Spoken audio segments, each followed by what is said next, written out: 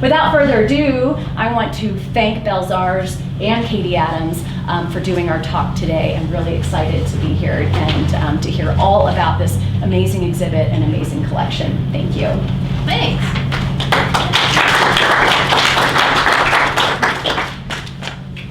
I've got notes. Okay, hi, welcome. I'm Katie. I'm the curator here at the Trout Pioneers, as well as the event organizer of the Brown Bag Storytelling Series, which has been going on for 20-something years, minus the last couple of years. So this is really our first day back in this room with people together. So thank you. And thank you for wearing your masks because, boy, it feels like a small space. So we're so glad you're here. We're glad to be bringing them back. Okay. Candace did all of that. Boop, boop, boop, boop. So today we have a special treat because we're kicking off our brown bags, but we're also sort of kicking off our new exhibit called The Pleasant Collection of American Indian Art. The pleasant is nice to look at. It is an adjective, but in this case it's a proper noun, and it's Belle's family. So that's where the name came from. I've had a couple of questions about that. Also, Pleasant Valley, so I don't forget to talk about it, not related. That is the adjective in this case. The Monson family came super early in the 1880s, late 1880s, and they homesteaded in the Pleasant Valley and named it that because it's so picturesque and beautiful. Two different things. So to kick it off, I want to talk a little bit about our special guest speaker, Belle Zars, who recently published a book called Only Connect. It's about the Elkhead community near Hayden, how they established a community and who was there first. And it's, as someone who has been around a lot of local books, this one is really well researched, it's really well written, it's fun and easy to read, and I highly recommend it.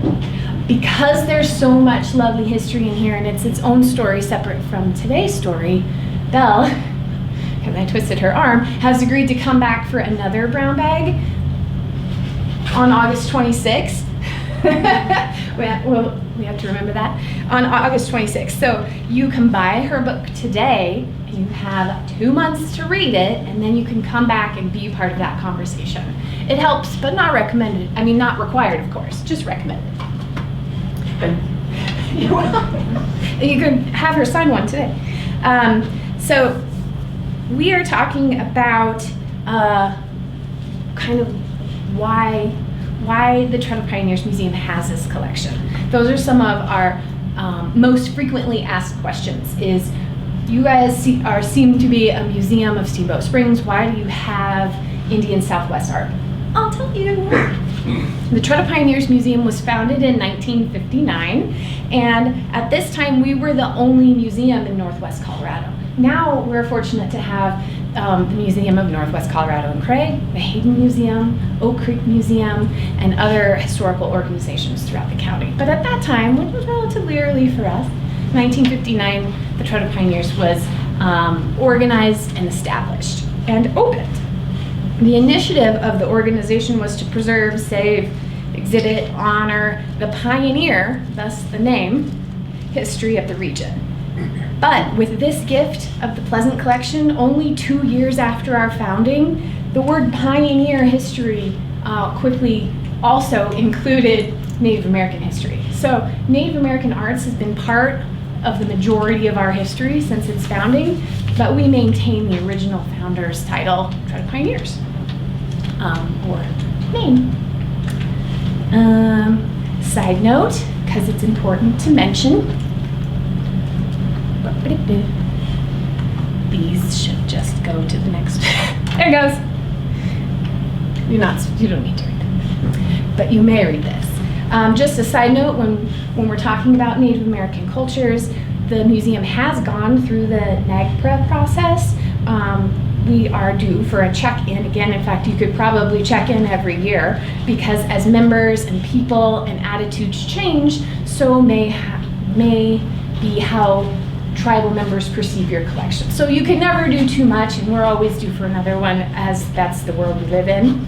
But there are attitudes about museums holding Native cultural items, And we're sensitive to this fact, and we wish to continue to work with members of tribal organizations and communities to ensure that everyone is treated fairly and that this organization isn't holding items that they deem culturally significant that maybe they didn't deem culturally significant last year. That's up to them. And it's up to us to start those communication patterns. So currently we have no reason to believe that any of the items that in this collection were acquired with malintent or illegally. It is a rather extensive collection in our mind because we're a rather small museum. So I'm going to talk just a little bit about what is in it. Again, it consists primarily of pieces from the Southwest, although there are a few Ute pieces as well, which is our local tribe, regionally local. They had a giant region that they lived in, but we do have some Ute pieces as well as West Coast, Sioux, and there's a couple of pieces from the Blackfeet too in Montana. But it seems that this collector, H.B. Pleasant was his name, was most interested and focused on the Southwest region. So that is the bulk of the collection that we received. For this 2022 show, I selected only pieces from the Southwest to showcase in order to give a more cohesive theme. Plus, we couldn't fit it all in that space. So if you haven't been, it's the exhibit right next to the front door, near the front desk. We encourage you to see it. That's the room that we're talking about, but also there's additional pieces upstairs in our Zimmerman house that we call the Native Arts exhibit. That room is dedicated just to showcasing our Native. We have a couple other pieces from other donors as well. So that room is dedicated just to showing our Native American art collections. And as part of this show, there is special loaned objects from the Pleasant family that they've kept and treasured to remind themselves of their Uncle John. So go upstairs as well. Let's see, so we have ceramics collection. There's about a dozen pieces of pottery and ceramics in the collection. There's about 30 or more basketry pieces. There's 14 Navajo weavings. There's 12 Edward S. Curtis tissue print photogravures. He was an early photographer and ethnographist of the entire Native people from Mexico to Canada in the early 19th century, early 20th century.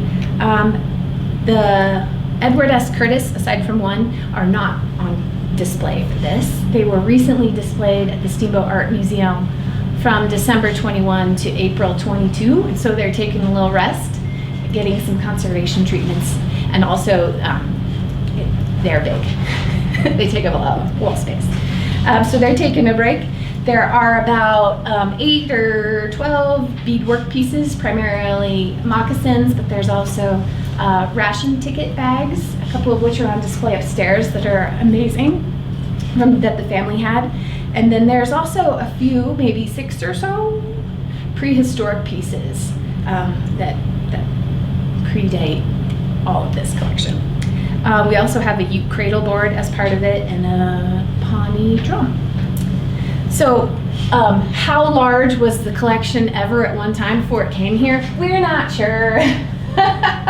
But we were trying to figure it out by working with the family.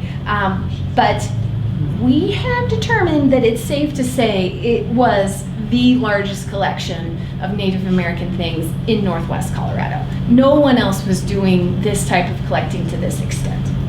We're pretty sure, just because of what it took for this guy to do it, it would have been mentioned if anyone else was competing with him. So he was kind of a one-man show. It seems that maybe weavings were H.B. Pleasant's focus, and those could have numbered in a couple of hundreds. It was so large, in fact, that after his wife Maud died in the 30s, 31 or so, that he built a large cabin-ish warehouse to hold it all. And Belle's going to get into that. So we talked about that. Now we can get into this. This is one of, I can't figure it, there we go. This is one of the signature pieces. It's an Acoma polychrome pot, we think made around 1920s. Used to hold water. You can kind of start to identify which ones are water jars. We have 4 pieces that are, why can't I do this? That are actually signed by the artist, pottery pieces. All the rest of the collection we are not able to associate yet with a particular artist. But we know that this one was made by a woman who called herself, or her tribe called her, Frog Woman. So she signs with a frog. There's another one of her pieces upstairs that Belle loaned us as well. The frog looks a little bit different though. So she was known for her white slipped pottery, you can see it here, and her classic use of design on brown and rust colored things. This is another really great example of a Hopi piece. It has a lot of, most of these symbols have something, all these to do with water. And if you know anything about the Southwest, it makes sense why they were talking about, thinking about, hoping for, and using water forever. And then we also have a couple other signature lovely pieces. This is by, her tribal name was Flower Woman, and she signed with a flower symbol as well. Her real name was Sadie Adams. She lived from 1905 to 1995. And she's Hopi Teowa, which is another community, but they speak a little bit different dialect, is what Teowa means. She, at least the air is moving. She is known for bringing back this, I probably am not saying it right, but Sikatia design that was popular in the 1400s through 1625 AD. So that was really still happening today, is that makers would draw off of ancient symbols and pottery and bring it back. Some symbols seem to mean some things, but just like your grocery list, right? We know what it meant to us when we made it, and we did it for a reason. It doesn't all the symbols don't necessarily represent something. It could be as simple as I needed to fill in that space because that's how it worked out. Other things definitely do mean things, and it represents how the vessel should be used.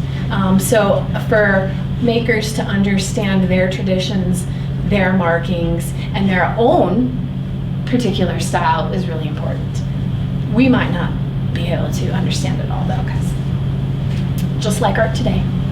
Also, side note, they didn't know they were making art. There's not really a word for art in many native cultures. It just is living.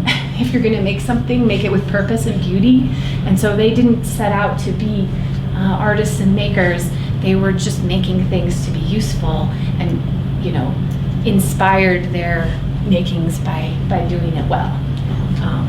But it's not hard to see it as art for us today. The other piece that's a little bit of a mystery to me, but I think it was made by Tonita Roybal. She lived from 1892 to 1945. This is called a black on black, and she was from San Ildefonso. You can tell that's what I had to go off of to make her name. So I could be wrong, because the bottom is pretty scratched up, but that's the closest that we've got. I was fortunate to have some help from a number of museum colleagues in the Southwest, so we worked hard on this. I think it's a real support to have been able to identify makers with some of these things that were not previously identified before we started this 2022 show. We also have baskets. Oops. Well, these are the same tribe, but I meant to mix those up. But the amazing thing to me about basket makers is, this is perhaps the oldest craft of all, because you can tell basket makers through various times in the Southwest are telling a great deal about their life patterns, where they moved, what vegetation was available and when, and it also provides some clues to their ancestry. They made baskets for everything, just like we have Tupperware for everything. So they came in different sizes and shapes. some of them, there are some amazing historic photos. They're so big you can put people in them, adults.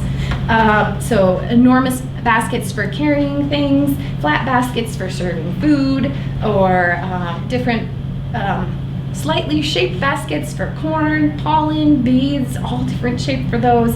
Deep baskets to cook their food, bottle-shaped baskets for holding water. We have a different one that didn't make it out on display, but they would soak them in pine pitch and pinyon tar to seal it for water, called ollas. So yeah, the baskets were used as drums, resignators for rasps, cradles for babies, all kinds of things for ceremonies. So basket making is really something. And there's a couple of different techniques as you get to look into them to see coiling versus basically fabric weaving, kind of, to really reduce it down. So, excuse me, Kate. Yeah. So those are they're baskets, but they're watertight. Yes, this one is. Okay. Yeah. This is a shallow tray though. It's big like that. But yeah, the ones that have these shoulders and then, so you don't spill it as you walk all the way back to your pueblo are water. Oh no. And then there's also an amazing collection of Navajo weaving. These are just a couple. This is a Navajo women's dress. Not the same as this one, but this is a good example to show you how it would have been worn. So before commercial, you can read it, fabrics became widely available. The Navajo made dresses out of 2 identical blankets that were sort of pieced and sewn together at the shoulders. So we have those in the collection. And this is a trading post one. It's a whole thing. I have a book on it. We can talk about it more later. But a guy named J.B. Moore, started to realize how much he could make off of these Native American weavings, and he compiled a catalog for them, for the weavers, and sort of put them in a hierarchy of which ones were bringing in more money. So those are called J.P. Crystal Trading Post influence now. Earlier than that, they were making, there's 3 phases of chief rugs. We have one of those. So we think that's around 1890. The stripes go this way. The first phase is only a few stripes. Second phase adds maybe a single triangle, and third phase there's a few more things around the side. It's pretty amazing, and it's pretty big too. This one is by far our largest, and I'll read this because it's amazing. It's amazing. So it says, during the transitional period of Navajo weaving, textiles were frequently referred to as pound rugs because the traders' practice of paying for them by weight. Of course, that was their idea, right? So under the mistaken assumption that this would encourage the weavers to produce more rugs. Instead, the weavers outsmarted the traders by weaving loose, coarse rugs from poorly cleaned, carded wool, and then they pounded dirt and sand into them. Into the finished product to increase the weight, but it did nothing to enhance the quality of the piece. So they would make them bigger, they used less, and so that's a reflection of that time period in commercial dyes. It's called a pound rug. It's giant. It's bigger almost than the screen. Pretty cool. And there's a Yei rug on display you should go look at. It's not, they didn't clean it very well when they were carding the wool. I'll get to that in a second. Anyway, if you look closely, you can see grass, and there's literally rocks woven into it. You can see it in there. I didn't want to be the only person because I am not trained in Navajo weaving, so we brought in a textile historian, and she came and worked with us for a week, which was quite the pleasure. So she told us more about what each piece means. She helped write the content in the exhibit about the Navajo weaving, and selected the pieces for display based on her knowledge. So she picked 3 pretty awesome pieces, and then we hung them up. We did fiber analysis. We looked at the things through the microscope to see if, yes, they are commercial dyed, what maybe type of wool we think, what region they came from, and that kind of thing. So that was interesting and fun. So that's about all I have. That's your quick rundown of the exhibit. You'll also see this picture. This is Richard Pleasant, which would have been HB's son, in the warehousey cabin that they built. And it's easier to see in the exhibit, but you can start to quickly pick out all this stuff is here in the museum now. Here are the Curtis prints. There's that. So we have almost a majority of these things. So it's pretty neat to see that. Yeah. So, like, we could go on and talk about the tribes and how things are made and how they would fire and make the pots, all outside, by the way. But that's not, there's a whole nother story. And so Belle's going to come and talk about the pleasant side of the story and what she knows about the family and how this stuff made its way here. Thanks, Belle.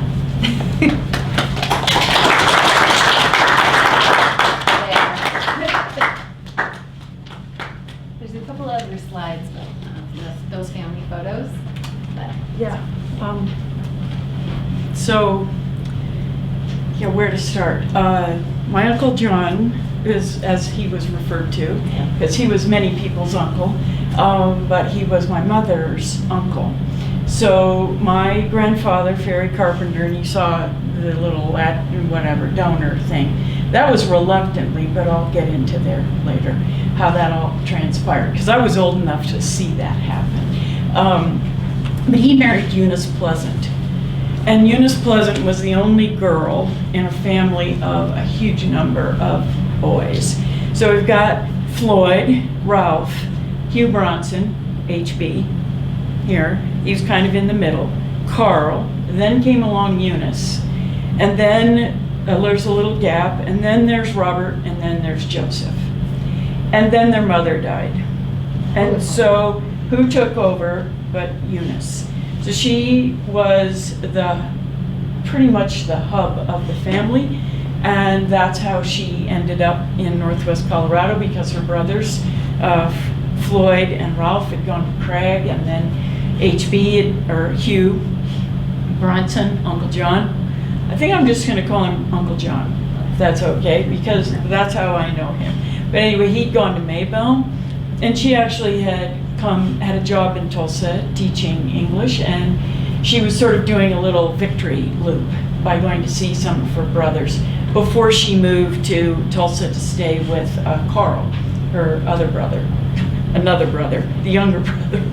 So Uncle John was part of Routt County and Moffett County. He lived here his whole adult life, and he was a good businessman. My grandfather, Ferry Carpenter, said that it was Uncle John's idea that he buy the ranch.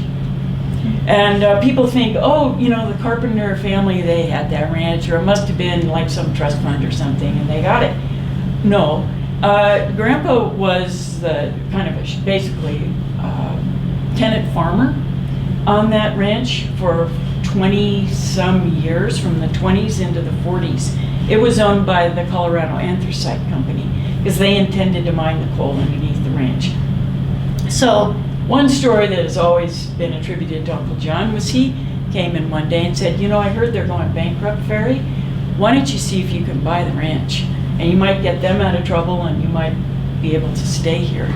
And I remember, in the 60s, Grandpa one day had a check in his hand, went dancing around the front room, the last mortgage payment.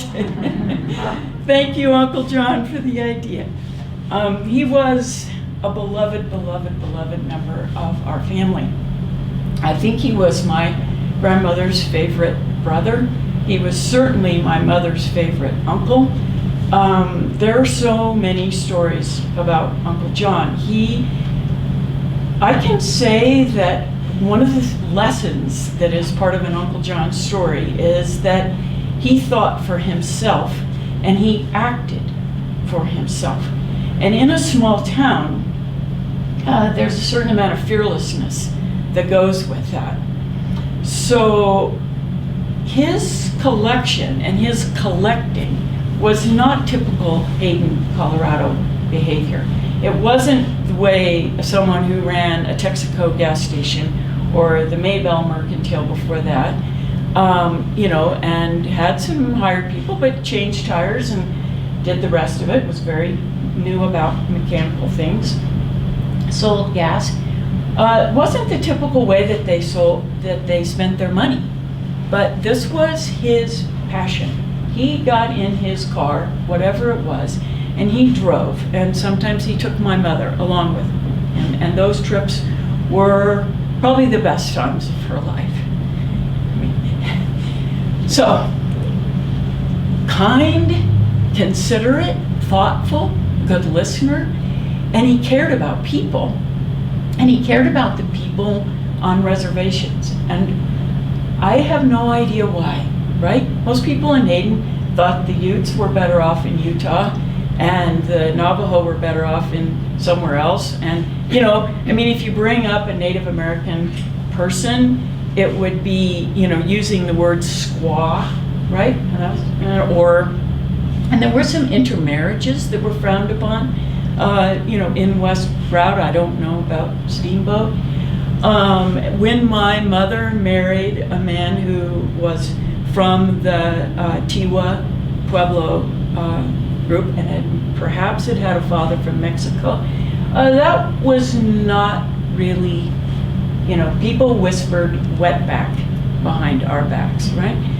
But I think my mother and our family just took not all of them, but certainly some of them, took a signal from Uncle John that these people are treasured, valued people wherever they are, and he just loved their art and their work and their craftsmanship.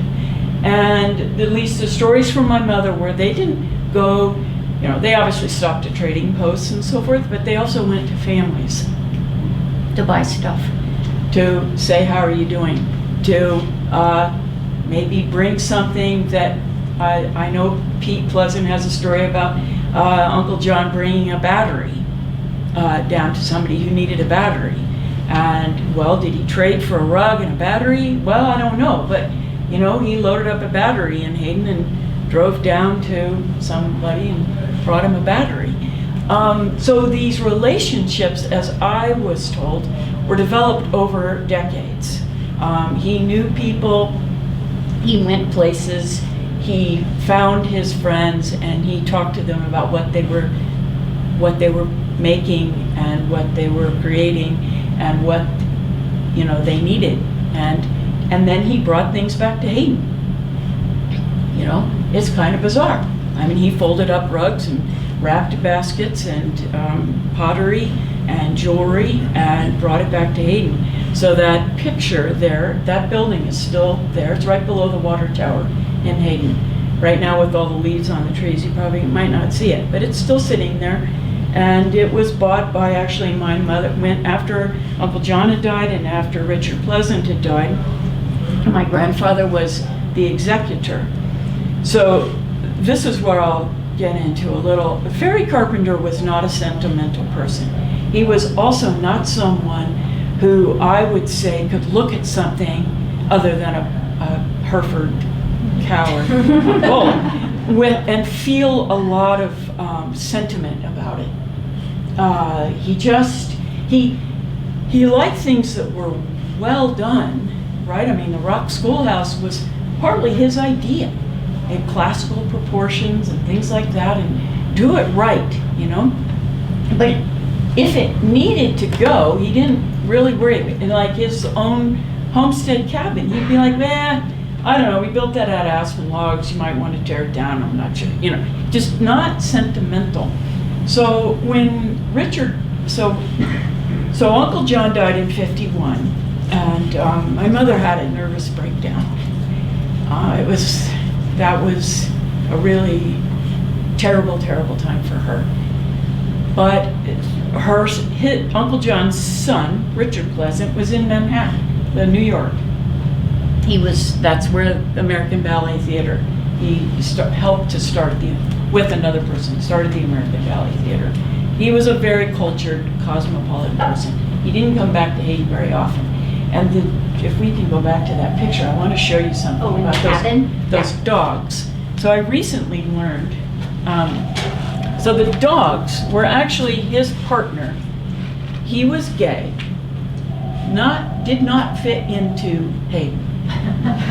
He didn't Or maybe- advertise being gay, though. No, one did. he No was one. not out. It was thoroughly closeted. However, my mother's roommate at Stanford, who was also closet gay, did a lot of research on Richard Pleasant because she had bought this cabin at the estate sale.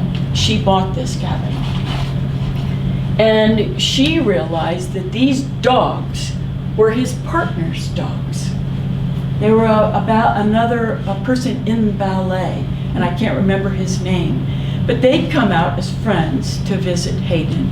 This is after Uncle John had died, and they were checking in on things, and this picture was taken by his partner. So, and it's at Princeton University. That's where this picture now is, and it's gradually gotten kind of brought back. So,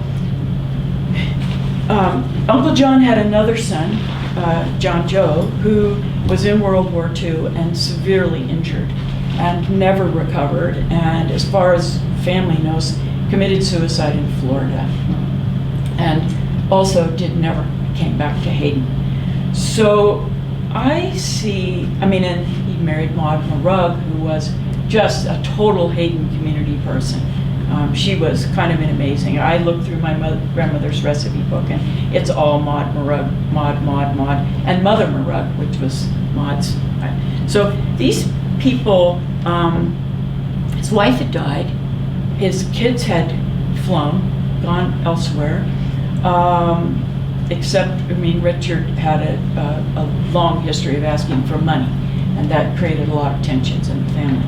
But Uncle John put his whole heart and soul into this collection. That's what I want you to know. This was not somebody buying and selling art for an investment. He never sold anything. And this was all there after Richard died. Because when I was a kid, old enough to be dazzled, we were in this cabin, and it was just behind. These rugs are on the floor, but there were stacks of rugs folded. And the basket that she showed you is up there, that one, up on the top, that you'll see in the cabinet there. It was packed with stuff. So Grandpa, Ferry Carpenter, bless his soul, but I do remember him saying, we just need to have a yard sale and get rid of this stuff. Honest to God.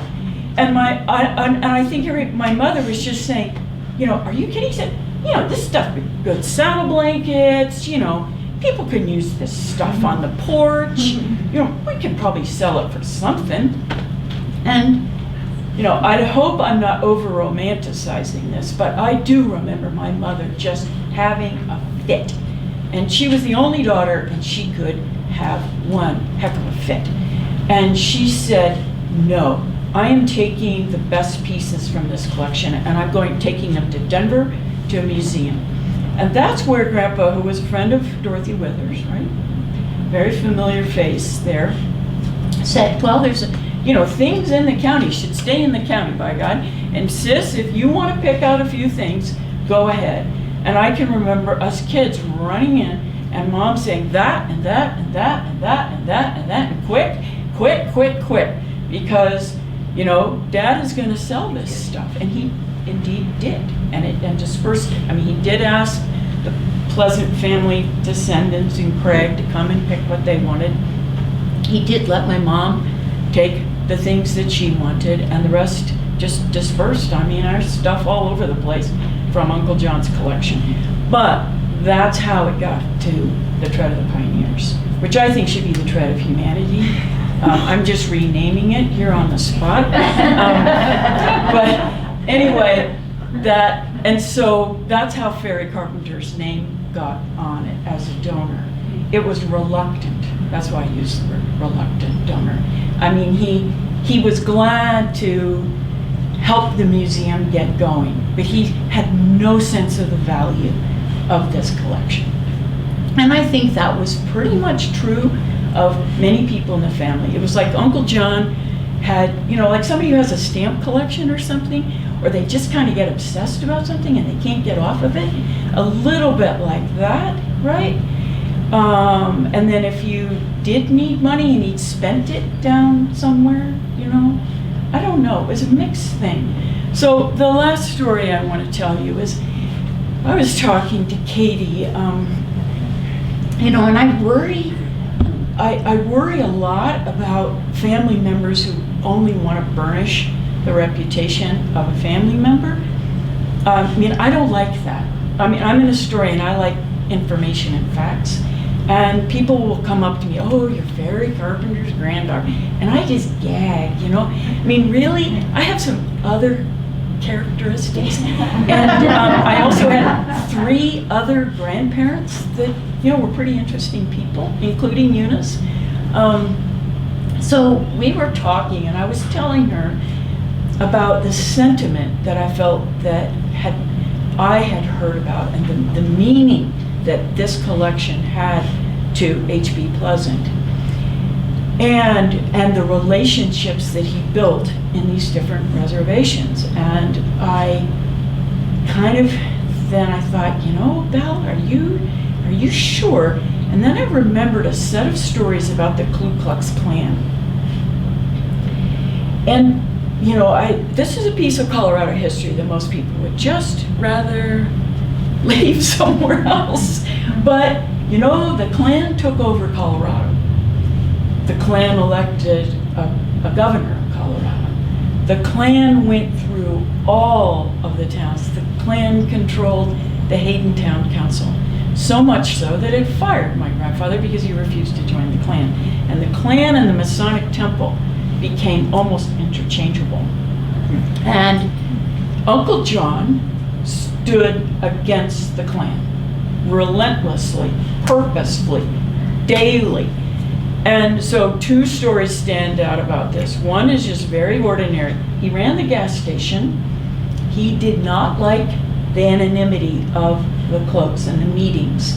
So they were in the Masonic Lodge in Hayden, and people came, with the full hood all the way down, but their shoes showed. So what my grandfather and my mother, and I've confirmed this now with several other people, said, Uncle John decided he was going to out them one by one. And he stood there on the sidewalk in Hayden, and as they arrived, he'd say, oh, Jerry, I didn't know that you were part of this. He could recognize them by it's a small town, by their shoes, by their height, by their gait, and probably by their girth, too. But he could pick them out, and I'm sure, and he outed them one by one and shamed them one by one. He also somehow, so the second story is, somehow he learned about their plans.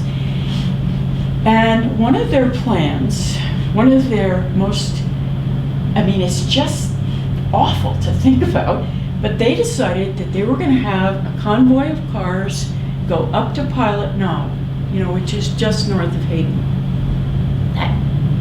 It's kind of got it looks like a ramp mountain. It's called Pilot Knob. It's in the Elkhead Range. It's not Bears Ear. It's not that far west or Sugarloaf. It's Pilot Knob. Anyway, it's a massive mountain north of Hayden, and then Wolf Mountain, and then Pilot Knob. So he learned that their plan was to convoy up to Pilot Knob and burn across as a signal, right? That you do not enter this country if you are a person of color. And I don't know I don't know that much about the Klan.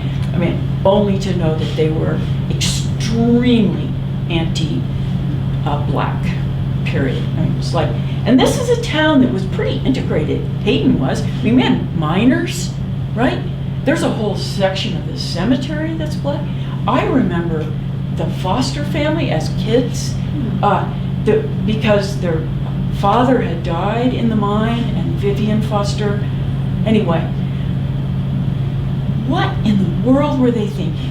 You know, they were going to try to run out all the black people out of the community and burn this cross. So, you know, Uncle John, I don't think as far as I know, he didn't. My grandfather was too much of a politician. They may have talked about it, but I doubt if he got my grandfather involved in this. But according to my mother, and according to my grandfather, and according to other people, even in the Pleasant family I've talked to, he bought boxes and boxes of tacks, big, those kind of tacks that you would use to put down carpet, or like upholstery, you know, that have a big head on them, so they tend to flip and stick up. And he went out the night before this convoy, just gradually dribbled all those tacks up the California Park Road. All the way up the divide. I mean, if you know County Road 80, up the divide and down the road. And then he sat at the Texaco gas station as people walked in, you know, hobbled in with flat tires. Right?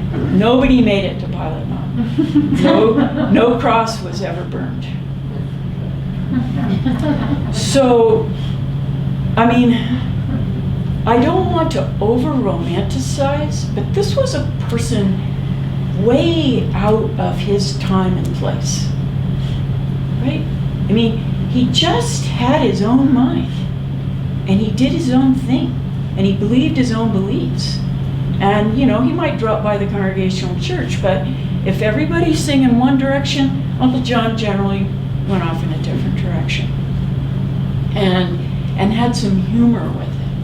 And as I was reading through the letters that he wrote to my mother, which I won't, I mean, they're fascinating in their own way, that he just, how engaged he is on his travels, how much he is writing to her about where he is and the experiences that he's having and who he's meeting. And this one is actually about the Hubble trading post, and he had met Lorenzo Hubble and been given a tour of their entire compound, met his sisters, and he's just like completely overwhelmed with the incredible collection of rugs and baskets and pottery that are at the Hubble trading post. And I sense almost like this is who I really am. You know, I'm up in this gas station in Hayden, and here I found a soul person, you know, a person with the same sensibilities, kind of. So I'll leave you with that. I mean, he loved to travel, he loved adventure, he loved people, and he loved all people, it seemed to me. He didn't really think this person's better than that person. You know, it's more like, who are you, and what do you stand for, and what can you do, and what beauty can you bring to the earth? You know, what can you make? So those things got, you know, lucky us. And my mom, you know, she just, you'll see some of the stuff that she saved, and, you know, she ran into hard times many times she ran into hard times as a woman born in the 20s and not really recognized for her own talents and constantly raising 3 kids by herself. And she sold stuff, but she saved a lot of stuff and blessed us with some of those things. So the Shamayo upstairs that's on the back was collected by Uncle John, by H.B. Pleasant, given to my mother. It hung in our log cabin for many, many, many years, and now my brother Buzz, who's, what we call him Buzz, he's Hugh Bronson Zars. That's my youngest brother, and so he mailed that down. And my brother Reed had, you'll see there's some beautiful silver inlaid bolos and some really beautiful beaded moccasins. And he brought those down from Laramie for this. Not so much to show off as to say Uncle John was kind of an amazing person, you know?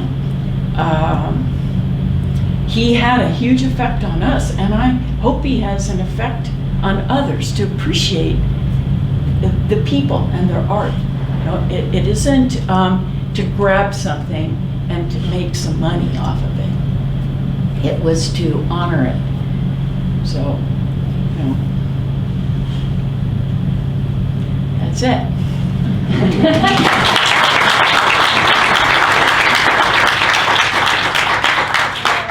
Thank you. And yeah, I would, on to that.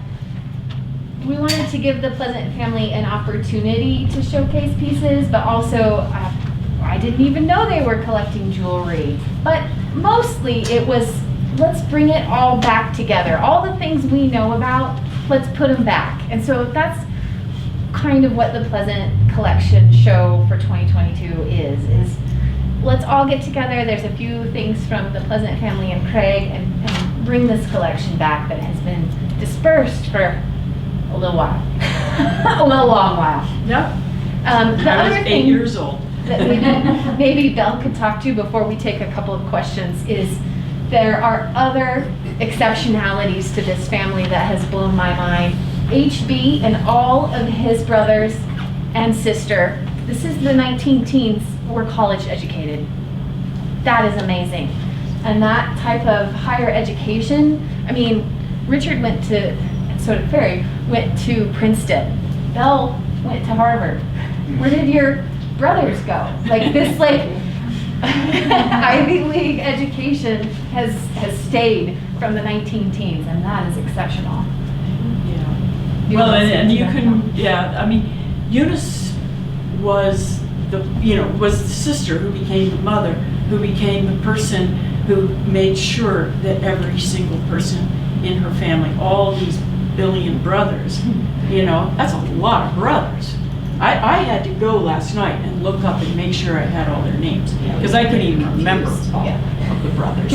But what she did was she went to the University of Kansas.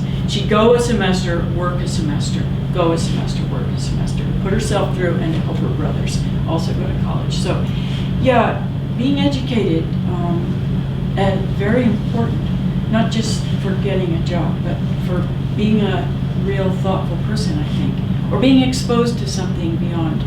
And that's the other thing that threads through for me, the letters that I found from Uncle John to my mother was, let's go. Let's get out of here. Can't wait. Yeah. Do you want to go to Yuma or Bisbee? Let's go. It was just like bust out of town, right? And that is Hayden too, bust out of Hayden. But it's also just like see the world, be with people, get out of your own little, or like Grandpa used to say, yeah, it's you need to leave or you're gonna get dead in the shell. He was so practical. And there's also another theme that I found with the family is music and arts and culture. HB and his brother FM started an orchestra in Hayden. Like, come on. During the Depression, they ran an orchestra. They started a theater group. So that kind of thing kind of was it. HB's wife, Maud's, helped start the library in Hayden. So they were doing a lot to further cultural activities in the 1930s and 20s, which is pretty amazing. Any questions for Belle or me? Yeah. Thank you for your story. Yeah, thank you for this We story. need to know more about the KKK in Robb County. It's going to be painful, but I think we need to know more.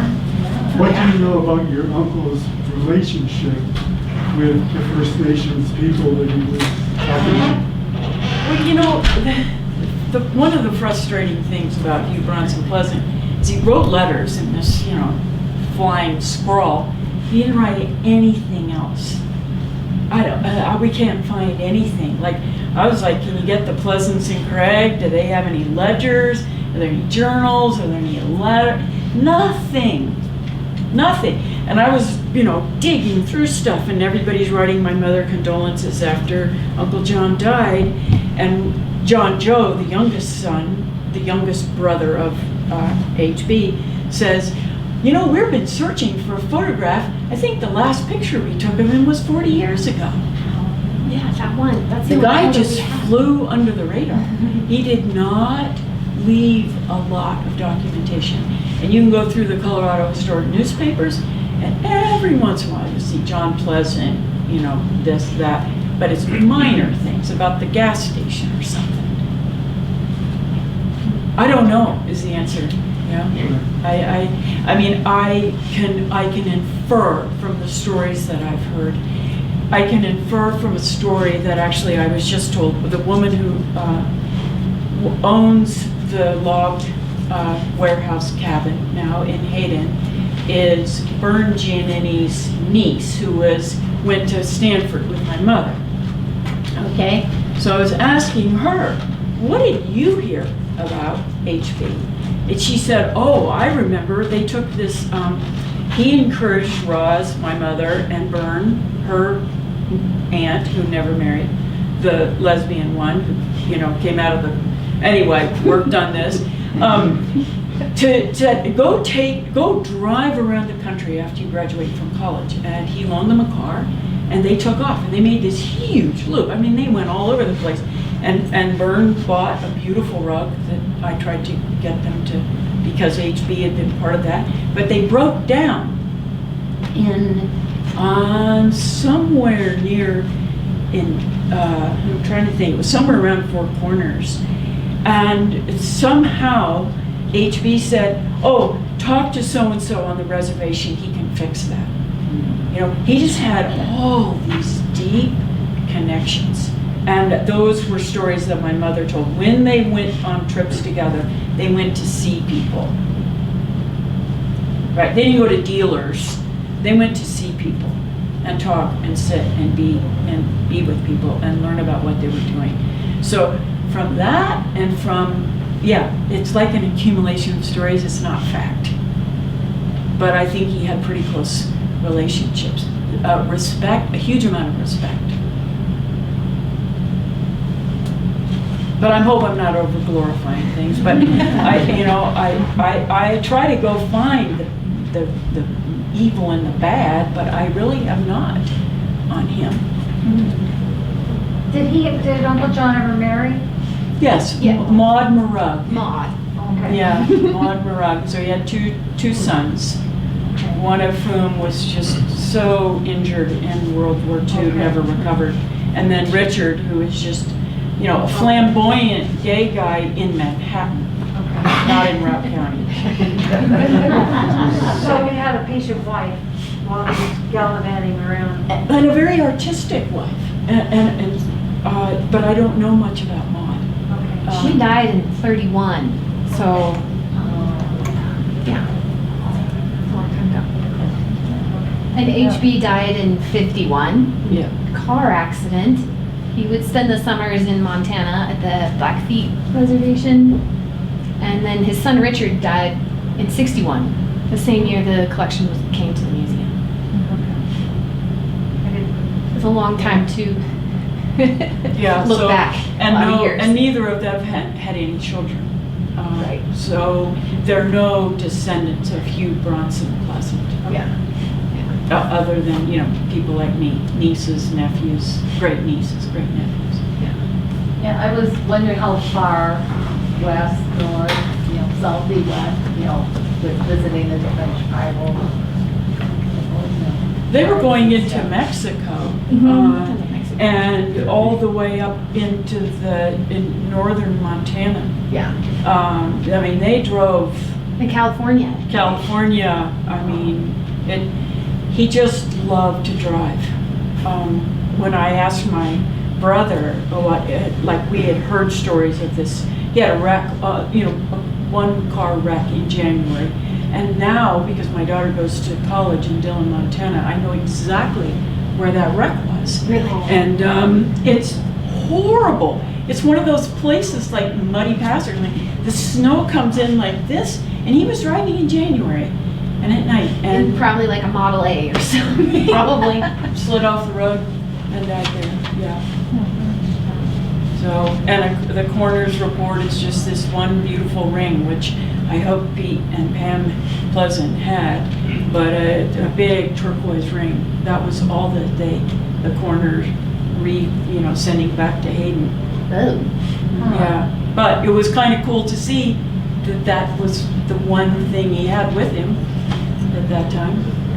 But I think it's amazing that just the time period when you have it's from the prohibition, you have the stock market crash, you have the World War II, Yeah. all that. He lost his. So the travel and everything. Yeah. The roads had to be pretty rough. He lost his Mabel Mercantile store to the bank crash, and his brother and Craig didn't do well either. And we noticed a pattern that pretty much all the Pleasants didn't trust or go back to banks really after that. So they were diversifying, and this may have been one of the ways, although he never sold it. he never made any money out of it, but they were all really skeptical after those experiences. Especially at the stock. We don't know how he had money, though. No, Can't he didn't figure it out. start with any. We never figure it out. No, but he was smart. I mean, he did help a wheat farmer buy land in Weld County. Yeah. It's just like, did things. But no, I don't know where he had the money. I honestly don't. I mean, at Texaco gas station, but then he didn't have a family at that time, and his kids were gone, and I think he just squirreled it away. And spent it the way he wanted to. He sold a lot of tires. Tires. You weren't kidding. Probably not. Yeah. Anybody want to go up to California Park? Any other questions? I just have one more thing to share because it's just. Okay, Richard, and Belle talked about it beautifully a little bit, but there's more. So after Maud dies, Richard goes to live with Ferry and Eunice Carpenter in Hayden. And because Ferry was who he was, they sent Richard, which they probably didn't really know what to do with. Like, he's a teenager, right? You're a teenager on the ranch, but also he's a different kind of teenager. And they sent him to Perry Mansfield. Perry Mansfield Art and Dance Camp had opened in 1913. And Ferry knew about it because he knew the ladies, and it's a whole story in itself. And that's where he spent every summer and every moment that he could, and he absorbed it and he loved it. We don't know the amount that he participated, but we know that he was watching and learning, and dance and choreography became everything to him. And that's what he knew he wanted to pursue. So after college, he got a degree in architecture, but it's 1932. Then his mom dies and he goes to Laramie and teaches French, I think, or something amazing at the University of Wyoming. And eventually he makes his way to New York and starts meeting these dancers and these people, one of whom was Lucia Chase. She called herself. And they cook up this idea to start a new ballet company. Like, at this time, America didn't have ballet companies because Russia did. Like, that's how everything was formed and thought of. And Richard had an idea to do it all differently. At that time, the choreographer was sort of the director, the company. You do it his way or you're not here. So dancers didn't have much say. You learned that choreographer's style, period. And Richard said, you know what, no, we're gonna bring in lots of choreographers, we're gonna have dancers learn everyone's stuff. So it was almost like a co-op, and it happens in this building. And it never had anyone said anything like that. He had African American dancers come in, he had Hispanic dancers come in, he had choreographers from all different nationalities come, and it was amazing. And the first season was really well received because it was nothing they had known about. But also, again, we're still in 1939, so it was super hard, and they ran into financial troubles one over the other. And as sort of the manager and guy in charge of the finances, Richard took the brunt of every criticism and took it seriously, like really personally, and it crushed him. Eventually, it became the American Ballet Theater, which is the premier ballet company in the United States that's been around now 70 years, and this is their history. But it's pretty amazing. That wouldn't exist if it weren't for Perry Mansfield and Carrie Carpenter and this place. So it's a whole nother side story that sort of I wanted to put into the exhibit, but it just made it really confusing. Why are you talking about ballet when we're looking at pops? Because it's amazing. So just the sort of the roots and the tendrils that come out of the story is just worth sharing, and that's why we wanted to be here today. So any other questions? If not, thank you for your attention, and we'll see you next week for the next brown bag.